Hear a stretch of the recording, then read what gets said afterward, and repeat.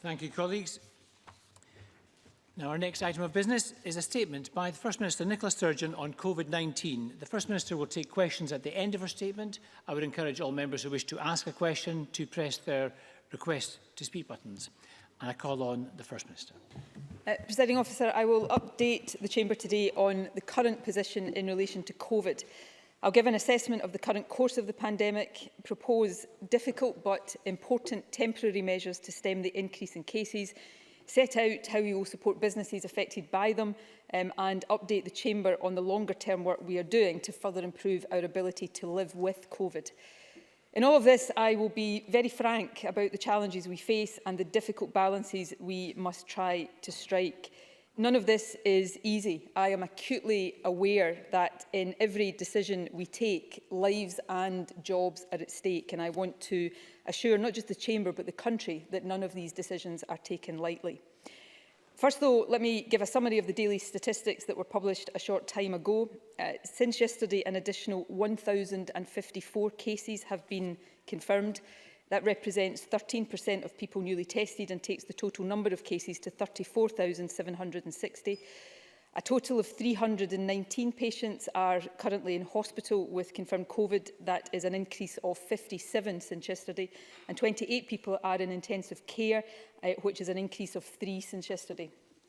I regret to also report that one further death has been registered of a patient who had been confirmed as having the virus, and the total number of deaths in Scotland under that measurement is now 2,533.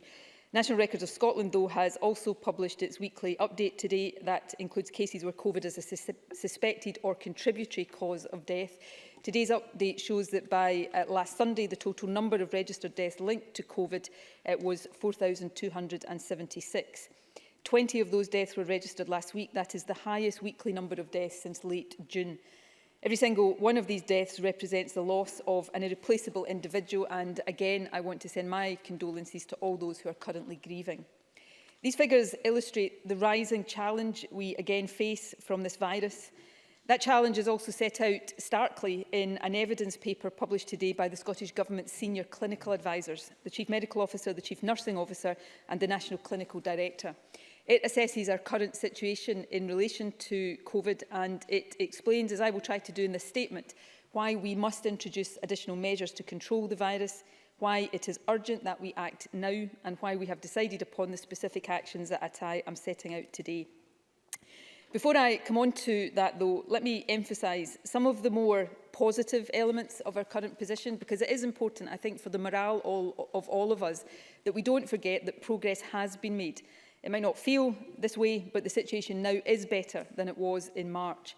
We are benefiting from the sacrifices made over the summer by driving the virus to very low levels. Then we have helped to ensure that even after several weeks of increases, the estimated total number of cases is currently just 13% of the peak level back in March.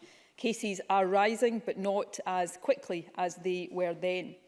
In addition, and most importantly of all, we now have Test and Protect teams across the country who are doing exceptional work. Test and Protect is now bearing a lot of the strain of controlling the virus. And of course, we understand more now about how to reduce the risk of transmission by meeting outdoors rather than indoors if possible, wearing face coverings, cleaning our hands thoroughly and keeping our distance from people in other households. So while there are significant restrictions still in place and they are hard and painful, we are living much more freely now than in the spring and early summer. And we are determined, if at all possible, that this will continue. So I want to be clear, we are not going back into lockdown today. We are not closing schools, colleges or universities. We are not halting the remobilisation of the NHS for non-COVID care, and we are not asking people to stay at home. So while the measures I announced today will feel like a backward step, and in many respects I know they are in the interest of protecting our progress overall. It is by taking tough but necessary action now that we hope to avoid even tougher action in future. Let me turn now in more detail to the state of the virus. The need for action is highlighted by the daily figures I reported a moment ago, but more fundamentally in the evidence paper published today. It's worth remembering that when I updated Parliament just over 2 weeks ago, the average number of new cases being reported each day was 285. That was up from 102 3 weeks previously. Now we are reporting an average of 788 new cases each day. In addition, I can report that in the 7 days up to Monday, the number of people in hospital with COVID increased by almost 80%.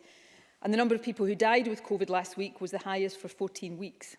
In fact, there was the same number of deaths in the last week alone as in the whole of the previous month. The increase in the numbers of people in hospital with and sadly dying from COVID reflect the rise we are now seeing in new cases amongst older age groups. In the second half of September, cases were rising most rapidly in the younger age groups, but in the past week, cases in people over 80 years old increased by 60%, and cases in the 60 to 79-year-old age group more than doubled. And we're seeing geographic as well as demographic spread. Without a doubt, and by some distance, the highest levels of infection are across the Central Belt. We are particularly concerned about Greater Glasgow and Clyde, Lanarkshire, Ayrshire and Arran, Lothian and Forth Valley, and that will be reflected in what I say later. But that should not obscure the fact that numbers are rising across the country. The majority of our health board areas are now recording more than 50 new cases per 100,000 of their population each week, and virtually every health board area has a rising number of cases. The only exceptions are Orkney and Shetland, and even they have had cases in recent weeks. There is also, as we speak, a significant outbreak in the Western Isles. So the need to act, and to act across the country, is clear. What is also clear is the need to take additional action now. I mentioned earlier that prevalence of the virus is currently around 13% of its March peak.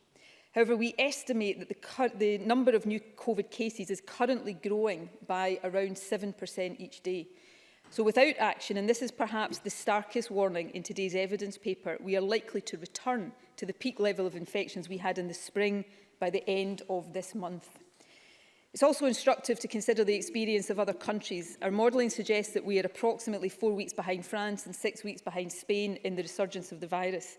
Their resurgence, like ours, was initially concentrated amongst younger people, but it spread to other age groups, and they are now seeing significantly more hospital admissions, more people in intensive care and more deaths. It is to interrupt that trajectory that we must act now. Of course, we have already taken perhaps the most important and certainly the most painful step we can to reduce transmission. For the last 12 days, apart from certain limited exceptions, we have not been able to meet up in each other's homes. That should already be making a difference to infection rates, even if, because there's always a time lag between introducing new measures and the impact they have, we're not yet seeing it reflected in our figures. And let me take the opportunity to emphasise again today how vitally important it is that we all stick to that rule. It's incredibly hard for all of us not to visit friends and family or have them visit us, but it is the single most effective measure we can take to stop COVID passing from one household to another. So please stick with it. That measure is vital, but the clinical advice I have received now is that it is not sufficient. We need to do more, and we need to do it now. And to those who will wonder and ask, understandably, if the measures I set out today go too far, let me be very clear about this. If this was a purely one-dimensional decision, if the immediate harm from COVID was all we had to consider, it is very likely that we would go further. But 7 months into this pandemic, I am acutely aware that this is not and cannot be a one-dimensional decision. We have a duty to balance all of the different harms caused by the pandemic.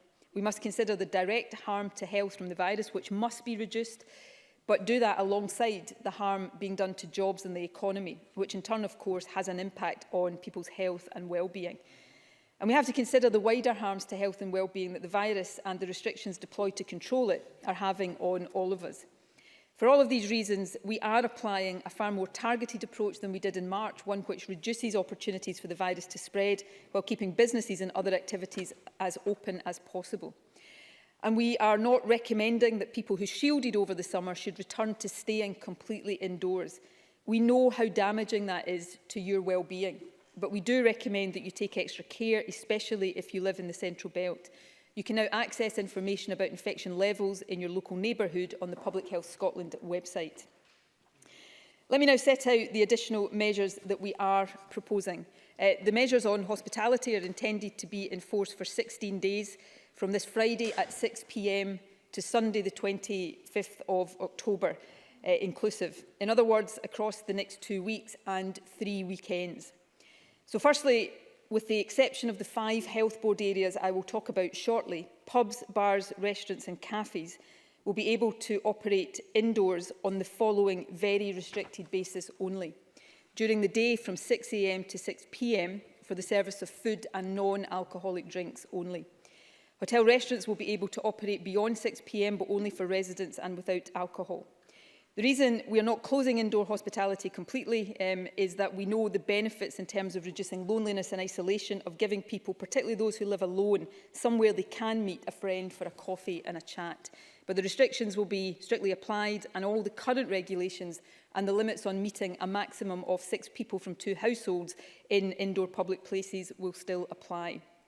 Again, with the exception of the Central Belt areas I will mention shortly, bars, pubs, restaurants and cafes can continue to serve alcohol outdoors up to the existing curfew time of 10 p.m. and subject to the 6-2 rule on group size. There will be an exemption to these rules in all parts of Scotland, Presiding Officer. It's important to stress this, for celebrations associated with specific life events such as weddings that are already booked and funerals. The current rules for those will continue to apply. These are the new measures that will take effect nationwide. However, because of the significantly higher levels of infection in the Central Belt, we are introducing stricter restrictions in the following 5 health board areas: Greater Glasgow and Clyde, Lanarkshire, Ayrshire and Arran, Lothian and Forth Valley. In these areas, all licensed premises, with the exception of hotels for residents, will be required to close indoors and outdoors. Though takeaways will be permitted. Hotels, as I've said, will remain open for residents. Cafes which don't have an alcohol licence will be able to stay open until 6 p.m. to support social isolation. In addition, snooker and pool halls, indoor bowling alleys, casinos and bingo halls will close in these areas for 2 weeks from the 10th of October. Contact sports for people aged 18 and over will be suspended for the next 2 weeks, with an exception for professional sport, and indoor group exercise activities will not be allowed, although the current rules will remain in place for under 18s. Gyms can remain open for individual exercise, and outdoor live events will not be permitted in these 5 regions for the next 2 weeks. And finally, we're asking people living in these 5 health board areas to avoid public transport unless it is absolutely necessary. For example, for going to school or work, if home working is not an option. We are not imposing mandatory travel restrictions at this stage, and specifically, we are not insisting that people cancel any half-term breaks that they have planned. But in general, we are advising people living in Greater Glasgow and Clyde, Lanarkshire, Ayrshire and Arran, Lothian and Forth Valley not to travel outside the health board area they live in if they don't need to. And likewise, people in other parts of Scotland should not travel to these areas if they don't need to. More detail of all that I have just set out will be available on the Scottish Government website. I now want to set out some of the reasoning behind these decisions, and particularly the focus on hospitality. I know that the vast majority of pubs, bars and restaurants have worked exceptionally hard over the past few months to ensure the safety of their staff and customers, and I'm deeply grateful to them for that, and I know how tough these, albeit temporary restrictions are for the hospitality sector. But the evidence paper published today sets out why these settings present a particular risk. The R number seems to have risen above 1 approximately 3 weeks after the hospitality sector opened up, and we know that more than 1/5 of people contacted by Test and Protect report having visited a hospitality setting. It doesn't absolutely mean that is where they got the virus, but it does show that these settings pose a particular risk of transmitting the virus. And that makes sense from what we know about how the virus is spread. Indoor environments where different households from different age groups can mix inevitably present a risk of transmission. That risk can be increased in some hospitality premises if good ventilation is difficult and if it is hard to control the movement of people. And of course, the presence of alcohol can affect people's willingness to physically distance. For all of these reasons, significantly restricting licensed premises for 16 days temporarily removes one of the key opportunities the virus has to jump from household to household. Of course, we have already restricted the other of those, which is transmission within our own homes. And this is an essential part of our efforts to get the R number back below 1. It's also worth noting that many other countries are right now introducing restrictions on hospitality, no doubt for the same reasons. Ireland, France, Germany and Belgium have announced a variety of different measures over the past few days. I mentioned earlier that one of the things we are trying to do is balance the public health harm caused by COVID with wider economic and social harms. I know that the measures we are proposing today, although they are temporary, will have a significant impact on many businesses, and I am sorry for that. But since the government is placing an obligation on businesses, we also have an obligation to help them financially. So I can announce today that we are making available immediately an additional £40 million to support businesses that will be affected by these measures over the next 2 weeks. We will work with the affected sectors, obviously, especially hospitality, in the coming days to ensure that this money provides the most help to those who most need it and that it gets to them as quickly as possible. For the rest of this month, businesses can also still use the UK Government's job retention scheme, the furlough scheme. However, that now requires a significant contribution from employers. So one of the things we will discuss with businesses in relation to our own support package is how we can mitigate some or all of that contribution. As I have indicated, our intention is that these additional measures will be in place for just over 2 weeks, incorporating 3 weekends from 6 p.m. on Friday for hospitality to Sunday, the 25th of October. Of course, we will keep the situation under review between now and then and keep Parliament updated. But we hope that the restrictions already in place and those I have announced today will stem the increase in new cases. But I can't stress enough that that fundamentally is down to all of us. The more we comply with all of the restrictions and all of the advice, the more effective they will be. It's also important, because we do want these measures to be temporary, that we use the next 2 weeks to prepare, protect and prevent, to further strengthen our resilience and our ability to live alongside this virus. So I can confirm that we will also, over the next period, take the following steps. Firstly, we will introduce regulations to extend further the mandatory use of face coverings in indoor communal settings. This will include, for example, staff canteens and corridors in workplaces. We will take action to strengthen compliance with the different strands of the facts advice, focusing particularly on areas where we know from our own research that compliance is not yet high enough, for example, the need to self-isolate. I can also confirm that from this weekend and across Scotland, we are asking shops to return to 2-metre physical distancing and asking them to reintroduce the mitigations they put in place earlier in the pandemic, for example, one-way systems in supermarkets. We will also work across all other sectors to review and, where necessary, tighten the guidance and regulation on their operating practices. And in addition, over the next 2 weeks, we will be conducting a further review of our testing strategy, setting out the further steps we will take to expand capacity, which is already well underway, and build resilience, and also the further steps we will take to extend testing to more people and more groups of people in our society without symptoms. And lastly, we will finalise a strategic framework setting out the different levels of intervention which can be adopted in future, either locally or across Scotland, depending on how the virus is spreading. We very much hope to align this broad framework with those being considered by other UK nations, although of course each nation will take its own decisions on implementation. We will, subject of course to Parliament's agreement, put this strategic framework to a debate and vote in Parliament in the week after the October recess. Presiding Officer, I am well aware that the measures I have outlined today are disruptive to many businesses, obviously especially hospitality businesses, and they will be unwelcome to many people across the country. But although they are significant, as they need to be to make an impact, they do not represent a lockdown. In fact, they are designed to reduce the likelihood of a future lockdown. We're not requiring people to stay inside all day as we were earlier in the year. Schools will stay open, learning will continue in our universities and colleges, shops will continue to trade, businesses like manufacturing and construction will continue. And these new restrictions are intended to last for 16 days. They are intended to be short, sharp action to arrest a worrying increase in infection. Although they are temporary, though, they are needed. Without them, there is a very real risk, Presiding Officer, that the virus will run out of control by the end of this month. But with them, we hope to slow down its spread, and that will help us keep schools and businesses, including hospitality businesses, open over the winter. And fundamentally, it will also save lives.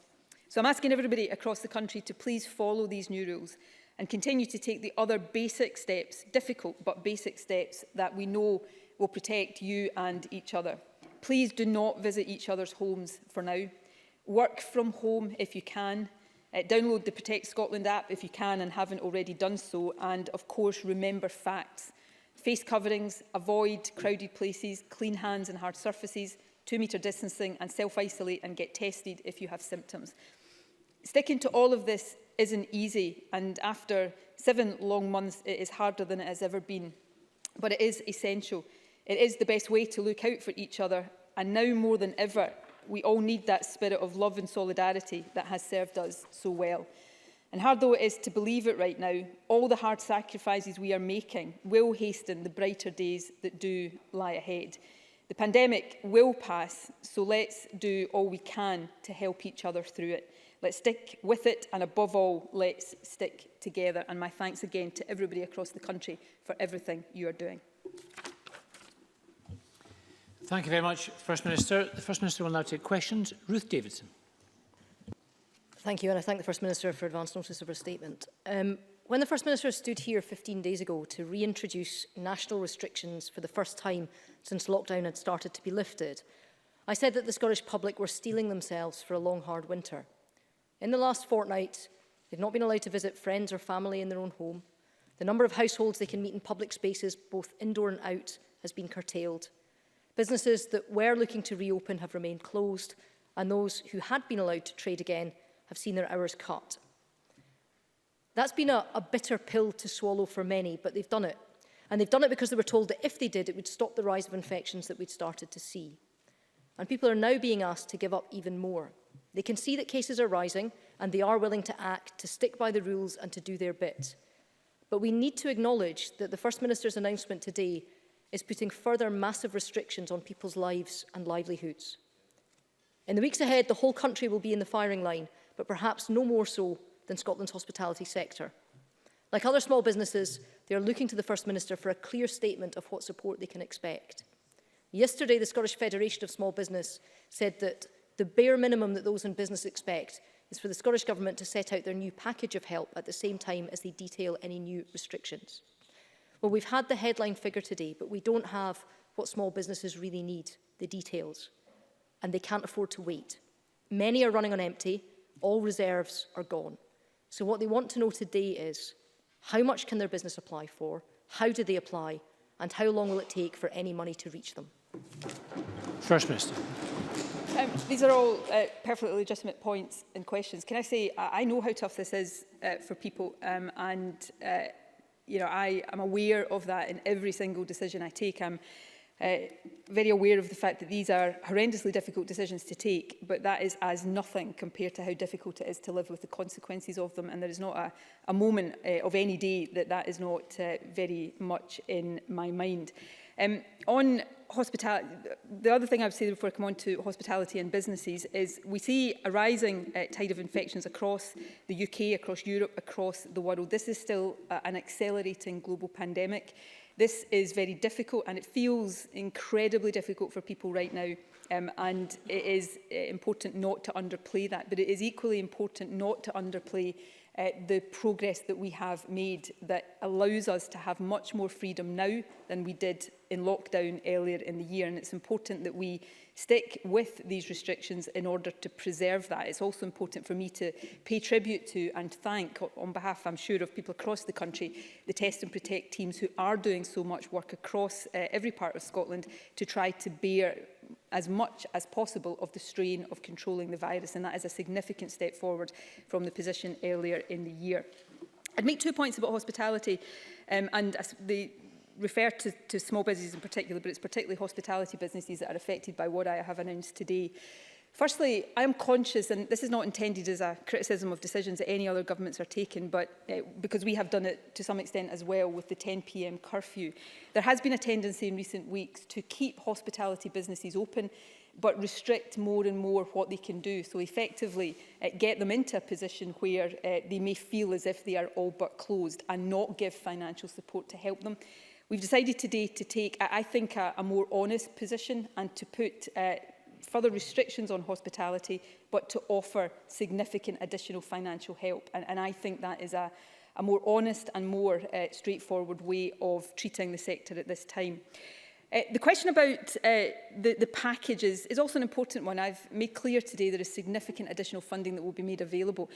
I looked yesterday at different options for how this money could be allocated. And what I decided to do is take a day or so after this announcement to allow consultation with the sector, so that we can hear from them how they think this money should be best allocated, the priorities for it and what package would best meet their needs. That's not a process I want to take a long time, but I think it is important, given the impact on the sector, to allow them to have that input.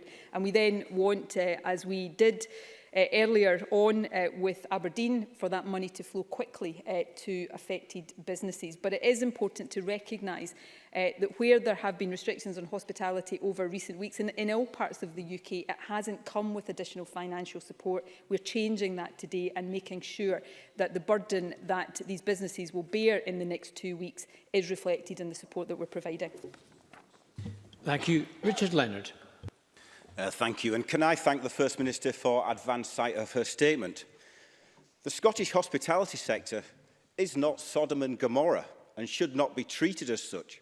Why doesn't the First Minister consider closing down those businesses which are not complying with guidance, instead of shutting down every single business serving 70% of the population, including those which are fully complying? Where is the evidence that COVID is spreading in all hospitality settings to warrant a blanket ban on all of these establishments? Can the First Minister explain the terms of the review after the initial 16 days? And can the First Minister outline how the £40 million mitigation the Government is proposing for those hospitality businesses forced to shut down will be distributed? If she's going to have a consultation, will she speak to the trade unions, and will she take into account that every single worker, as well as every single business, should be covered for all of their losses, including those young workers, many of whom are on minimum hours or 0 hours contracts? First Minister. I'll touch on the financial part of Richard Leonard's questions. I think my answer to Ruth Davison answers the question. This is taking a day or two to talk to the sector to make sure that as we allocate that money, we're doing it in the way they think is going to best help the businesses affected, and I think that is an important thing to do. Let me stress that we are digging deep to provide this support because we think it is the right and necessary thing to do given the restrictions that are inevitably being announced today. But we are also seeking to work with the UK Government for additional support to be made available across the 4 nations, and the other devolved administrations are pressing this point again for any steps that we have to take in future, because our budget is finite and it is not possible for us to continue to take these compensatory steps beyond where we are right now. Of course, we'll talk to the trade unions. We will talk to the trade unions in everything we do, but of course we want to make sure this money gets to businesses as quickly and as effectively as possible. On the point of evidence, I don't know if Richard Leonard has had an opportunity, possibly not, because I think it was just published shortly before the statement today. The evidence paper that has been prepared and published from the Chief Medical Officer, the Chief Nursing Officer and the National Clinical Director looks at the evidence that we are putting forward for the focus of these restrictions. This is not hospitality's fault. Nobody is pointing the finger of blame. It is not. 2 things I think it's important to point out. One is we cannot, in any case of the virus, it takes genomic sequencing to do this, but Test and Protect, when they interview people to see where they've been when they test positive, that does not necessarily mean that if they say they've been in a pub or a restaurant, they got it there. But it does show that it is an exposure and also somewhere that they could have got it or that they could have transmitted it when they were positive.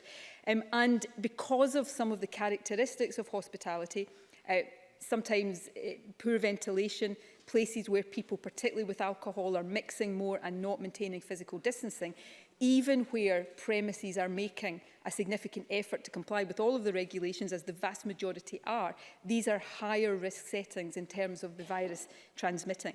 If we want to make a big impact on arresting this rise in cases, there are two things that my advisors say we have to do.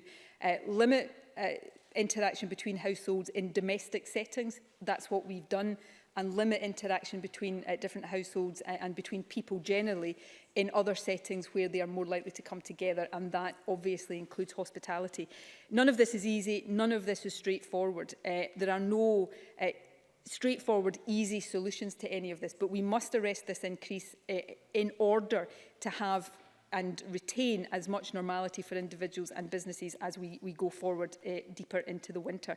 And lastly, on the review, it is our firm intention these measures will be lifted at the end of 2 weeks. That is not, I'm not saying I'll first come back to Parliament and say that. They will be lifted at the end of the 2-week period, but obviously it stands to reason that we will monitor the virus between now and then, and if there are any changes to any of that, we will report to Parliament. But our intention is these are time-limited measures. Thank you. Patrick Harvey. Thank you, Presiding Officer. Absolutely everybody will recognise that these new restrictions are regrettable, but in the face of the rising number of infections, I believe they are necessary. The situation, though, does reinforce the need for continued support for people's incomes, for workers' incomes, not just business owners. The job support scheme is clearly not a sufficiently flexible replacement for furlough, given the need for local and national measures to meet Scotland's particular circumstances. So I would endorse the call on the First Minister to ensure that the £40 million that she's just announced is not only available for business owners, but does support the incomes of the employees in hospitality businesses whose incomes will be affected. I want to note as well the success that people around the world have seen from the country of New Zealand by showing strong leadership which I think we should follow. They have achieved for the second time elimination of community circulation of this virus. They're now able to lift restrictions because they were imposed quickly and clearly enough to drive down infections. This is a lesson that we and other countries should take seriously. I welcome also the review of testing the First Minister has announced. This, as the First Minister knows, has been an issue that Greens have persistently raised with the Scottish Government, and we're all aware of the shortcomings of the UK testing systems. So can the First Minister tell us more about the work being done to build capacity in NHS Scotland to conduct that testing? And does she agree that the review that she's just announced must look at a wider role for regular routine testing for groups within the population? First Minister. Can I thank Patrick Harvey?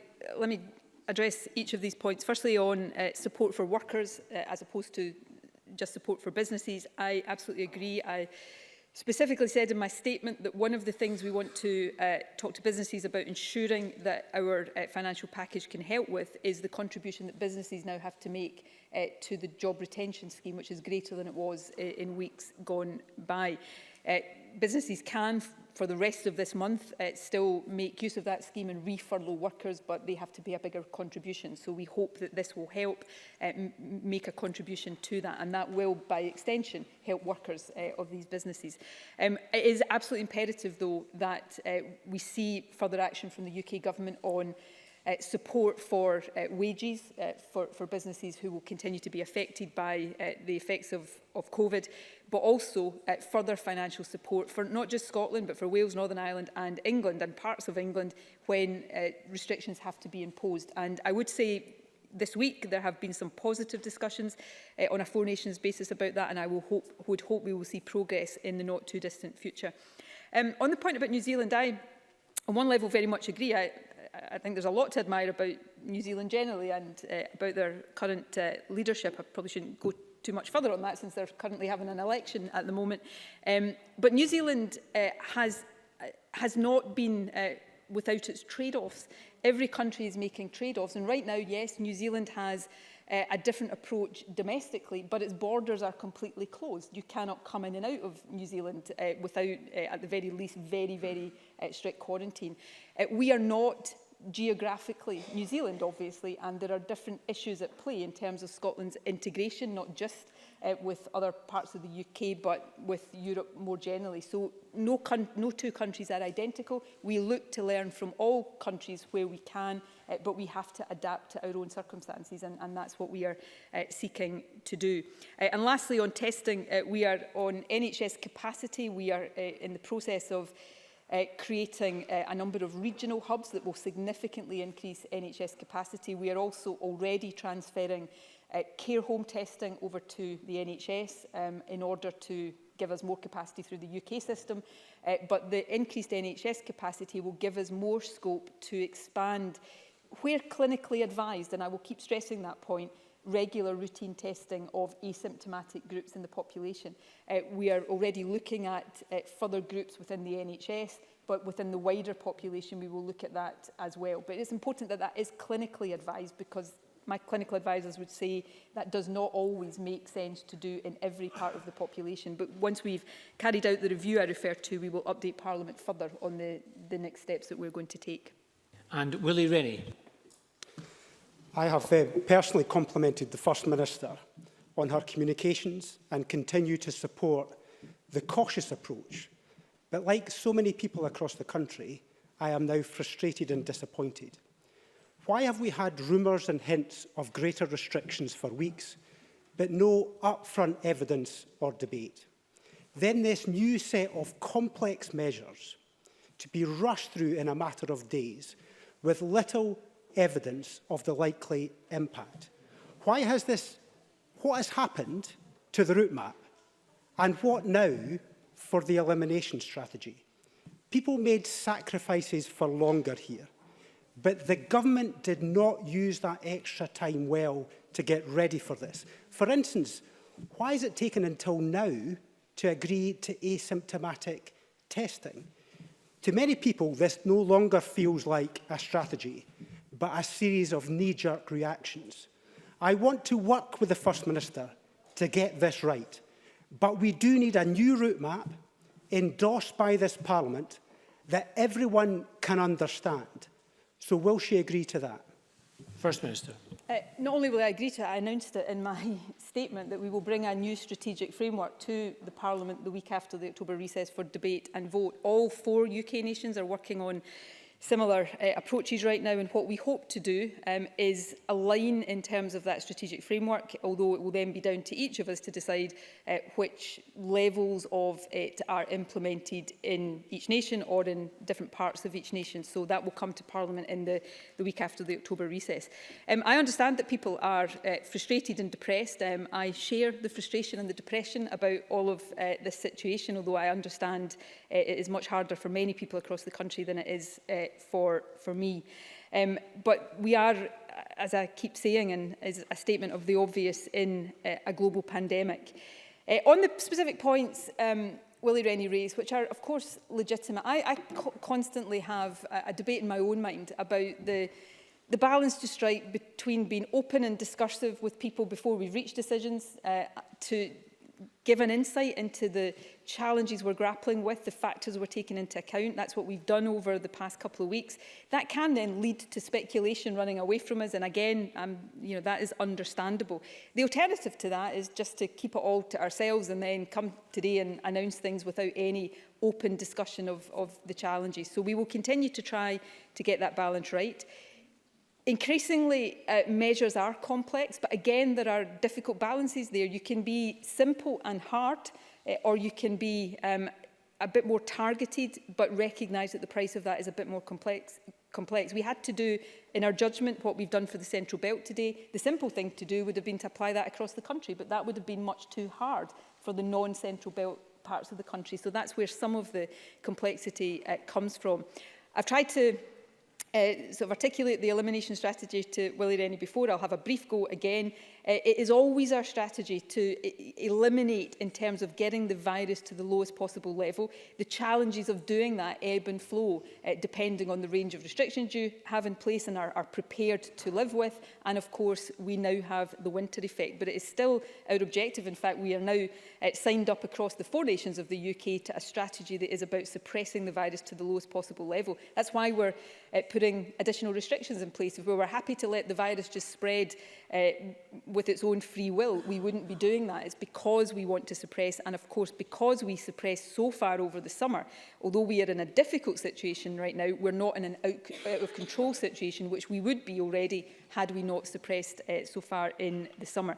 And lastly, on asymptomatic, we do test asymptomatic groups. We test workers in care homes every week, whether they're symptomatic or not. We test groups of NHS staff already, whether they're asymptomatic or not. We do surveillance testing as well. What we are going to do now, which we had always intended to do because we regularly review our testing strategy, is driven by clinical advice, look at where we can go next to extend testing into asymptomatic groups of the population. And as I said to Patrick Harvey, we will update on that once we've had the opportunity to do the review.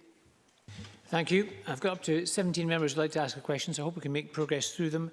Annabel Ewing to be followed by Donald Cameron. Annabel Ewing. Thank you, Presiding Officer. First Minister, the evidence paper published by the Chief Medical Officer today makes a compelling case for action, and today's case numbers show, sadly, that there is indeed a need to act urgently. Is the First Minister therefore content that the package of measures she has announced today go far enough with a view to seeking to bring the virus under control? And I would just mention in this regard, by way of context, that, for example, it was announced this afternoon that in Brussels all pubs and all cafes are to close completely for 1 month. Minister. Annabel Ewing is absolutely right in what she has said about Brussels. The Republic of Ireland earlier this week effectively decided to close hospitality, certainly indoors in all parts of the Republic. I think in Dublin they're also closed outdoors. So we are not out of step. Many countries are having to take these really difficult decisions, and I think it is better to be firm in taking them and to take them early to try to arrest the spread of the virus than to wait longer and find that it is much more difficult to do. In terms of Annabel Ewing's question about am I confident that this will get the virus under control, what we are seeking to do with the very restrictive measures that are in place, both in terms of household interaction and now hospitality, is reduce the risk of transmission in the highest risk settings.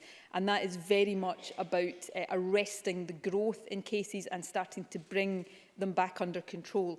But I would say this, for that to succeed and for us to bring the virus back under control and keep it there, that will take the ongoing efforts of all of us, not just these particular restrictions, but all of us making sure that we continue to work from home if possible, that we make sure we comply with all of the aspects of test and protect, self-isolation in particular, and we follow all of the other strands of the Facts campaign. And it will be seeking to strengthen compliance. That is one of our other objectives over this next 2-week period. Donald Cameron to be followed by Kenneth Gibson. Thank you. The First Minister referred to household transmission as the principal way that this virus is spread, stating that restrictions to reduce this should be making a difference, though that is not yet reflected in the figures. Household restrictions, however, were introduced in Glasgow and 2 other local authorities 6 weeks ago. Given that time frame, is the First Minister able to comment on whether those household restrictions are effective? First Minister. What the public health experts who advise the government tell us is, yes, there is evidence they think of those measures being effective. There is evidence that what those measures that have been in place longer in these west of Scotland areas have done is blunt the increase in cases. The data, is what they will also say, is complicated, particularly in Greater Glasgow and Clyde, because of the large student outbreak that we've seen in recent weeks. So they do believe that there is that effect there. It is just not easy to see in the overall data because of the different factors that are in play there. I understand, I'll be corrected if this hasn't yet been set up or confirmed, that the Chief Medical Officer and the National Clinical Director will offer some briefing to party leaders or their representatives later on, and I know they would be very happy to go into some of the detail about the data if that is of interest to members. Kenneth Gibson, followed by Jackie Bailey. Thank you, Presiding Officer. The First Minister has already mentioned a number of countries that have been looked at in terms of hospitality. I'm just wondering, given the varying rates of COVID-19 and the way it's being distributed, the way it's growing in some countries a lot faster than others, the spread of it, I'm just wondering what else can be learned from other countries and how we can tackle this particular pandemic, and if there are any countries in particular that the First Minister feels we should be looking at. First Minister. We look at a range of different countries across Europe and further afield.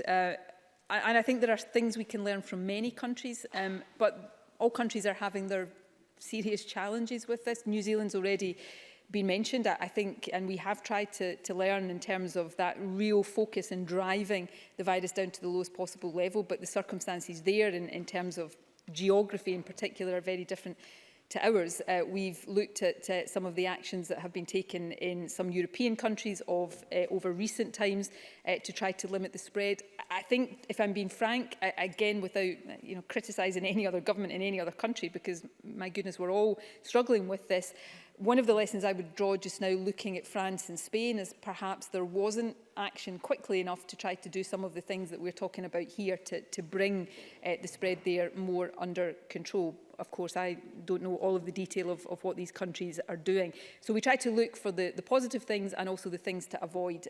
But it's a global situation. It is still accelerating in most parts of the world. All countries are struggling with it, and I think we all have to continue to learn from each other as best we can. Jackie Bailey to be followed by David Torrance.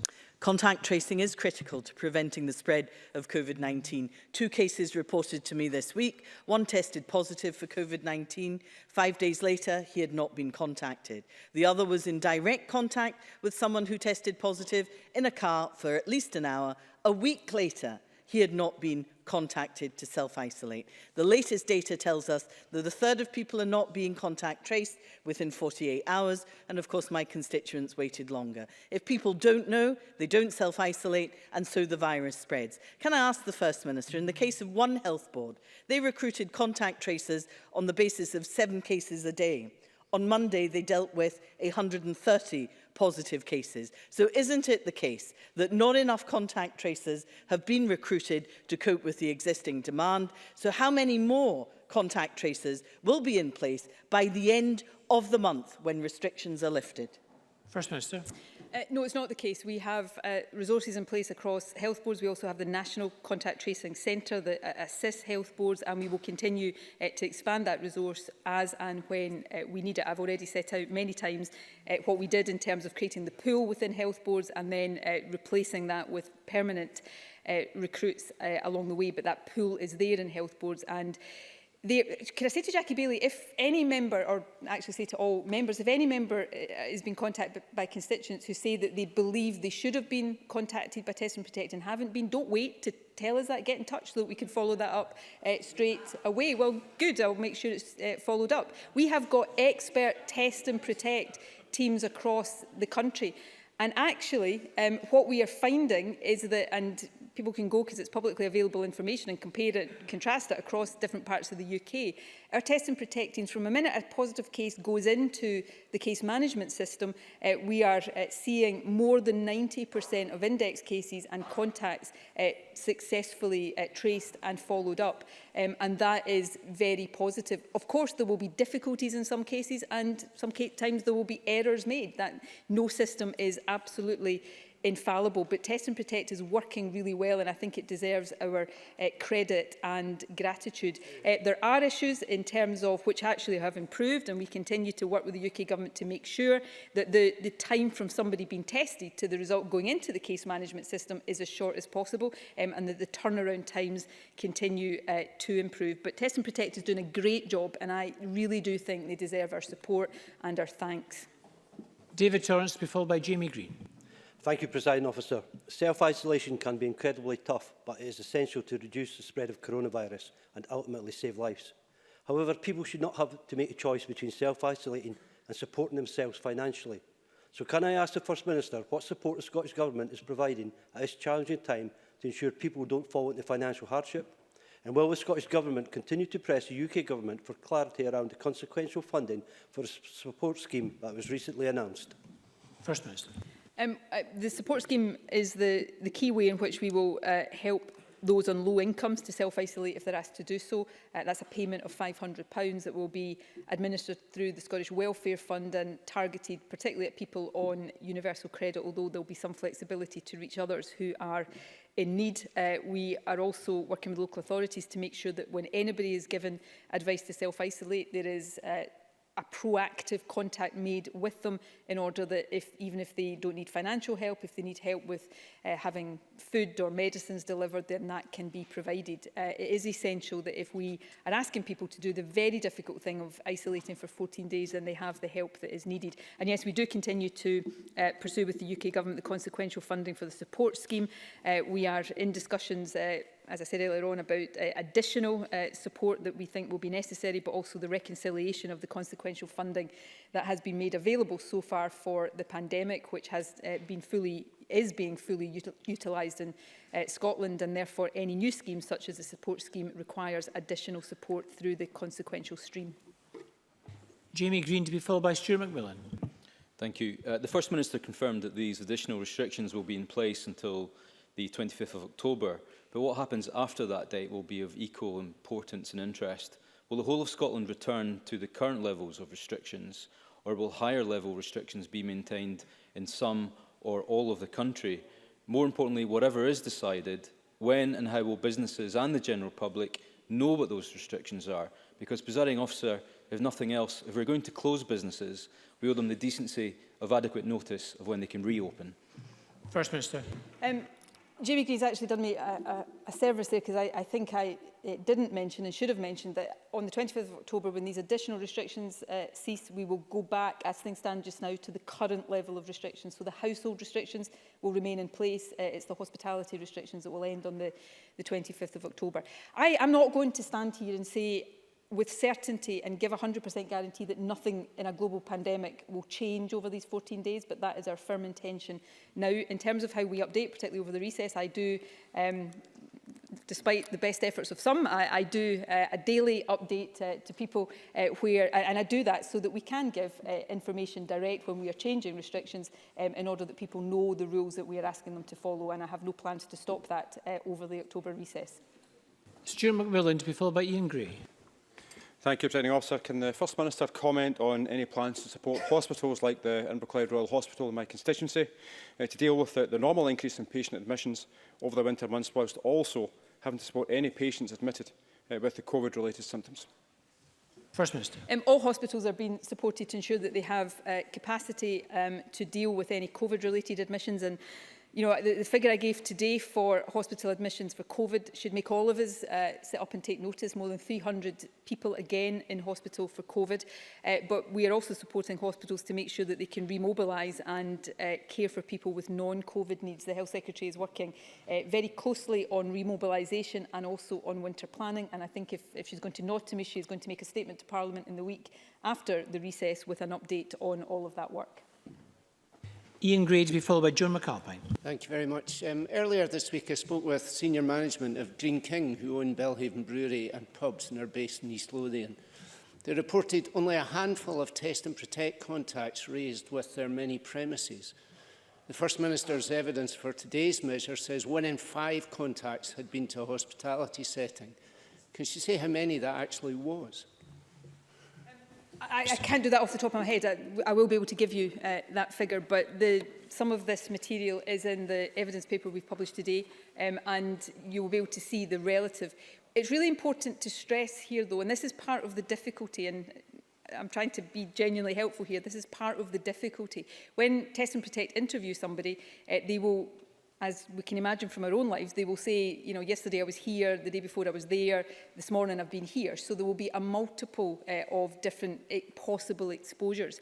It's not the case that because somebody has been in a pub, we assume they necessarily got it in a pub. It is both a possible exposure, but it also shows, given the percentages involved who mention being in hospitality settings, that is a place where people, if they have it without knowing it, are at risk of transmitting it. But I will see if we can get the actual figures for Ian Gray later on. I apologise, I don't have them at the front of my mind right now.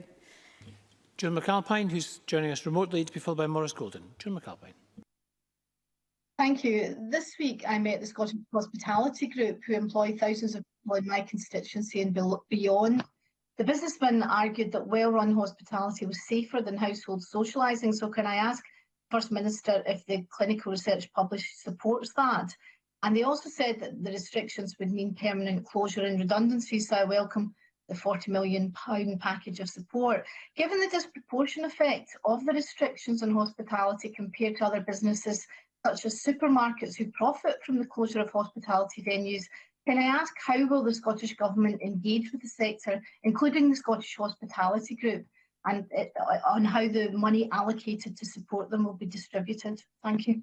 First Minister. Well, that engagement will take place very quickly with the key stakeholders in hospitality. We're not talking here about a complicated, lengthy consultation, just making sure that how this money is allocated is being done in a way that the sector thinks is appropriate and will deliver the best help. The question about is hospitality safer than households?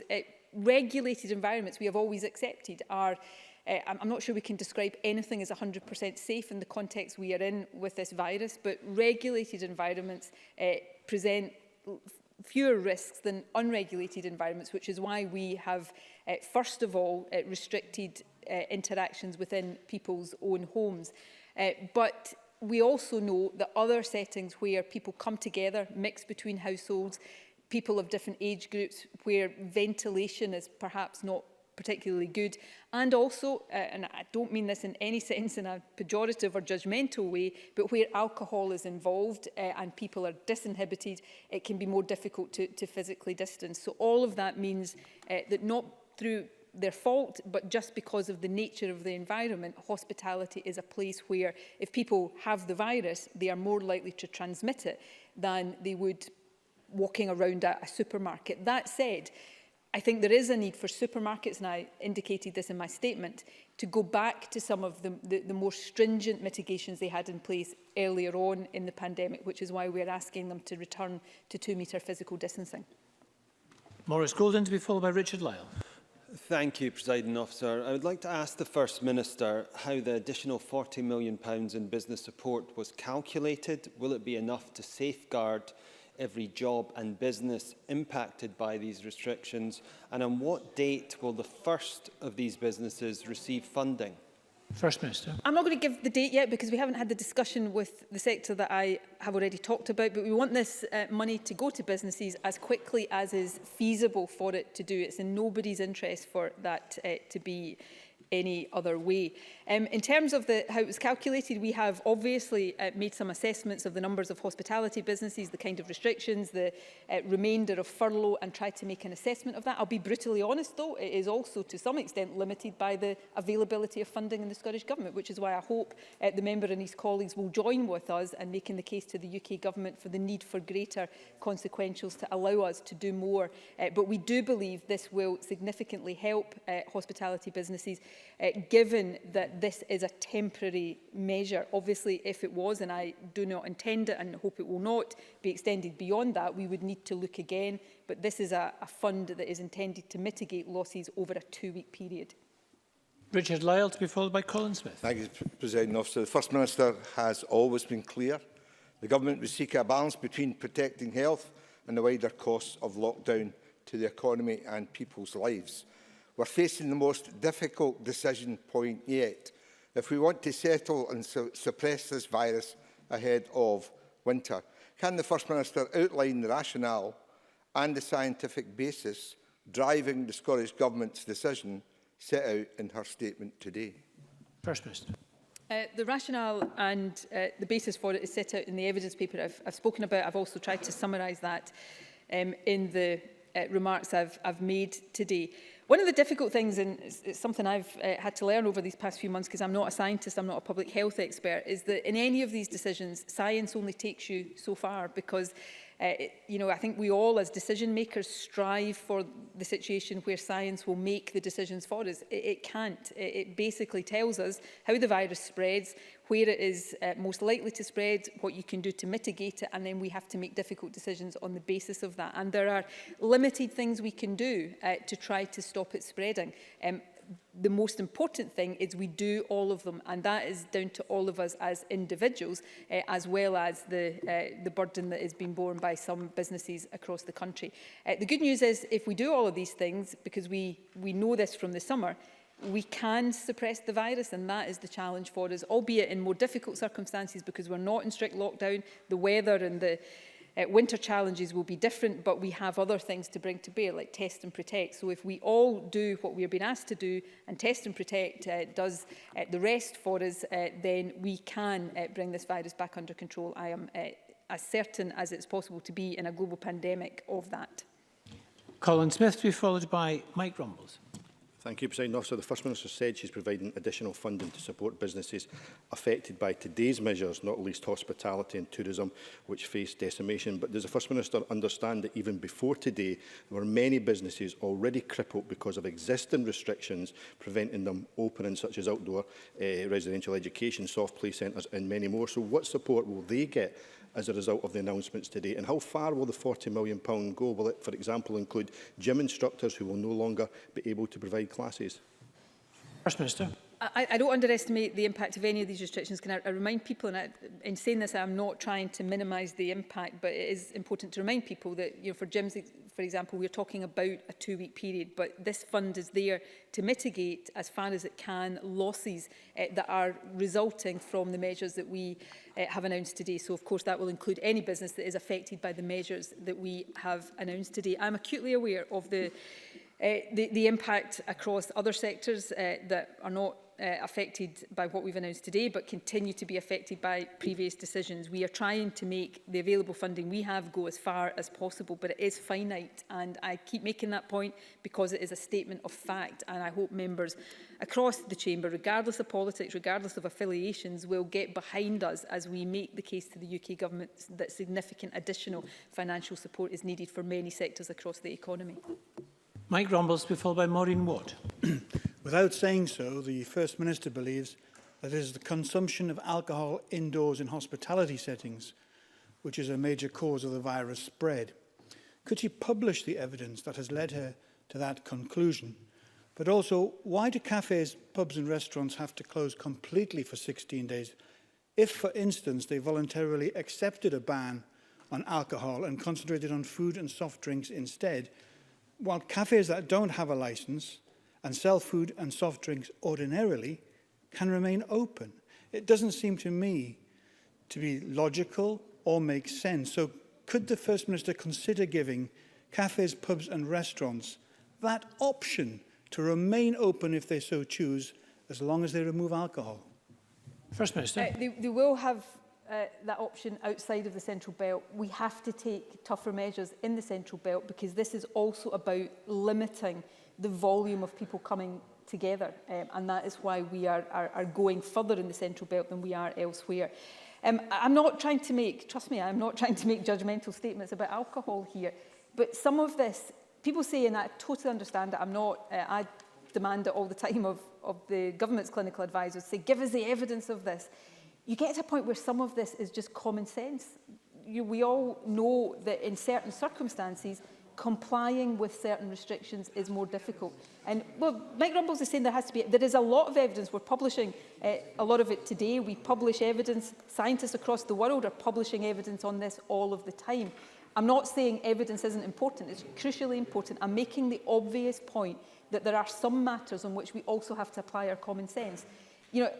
At the heart of this is an infectious virus, and we know how it transmits, and therefore, actually, we know how to try to stop it transmitting, and we know the circumstances in which it is more difficult than in others to do that. So evidence is important. We are publishing as much of that as we can, but ultimately, sometimes, we all have to apply a bit of the good old-fashioned common sense as well, and that is what we are trying to get the balance around as right as possible.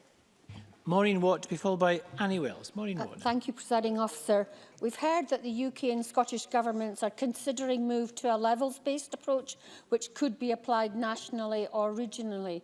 Does the First Minister agree that one way to solve the financial problems could be that moving to specific levels of restriction triggers support from the Treasury? And would she urge the UK government to look at this approach? First Minister.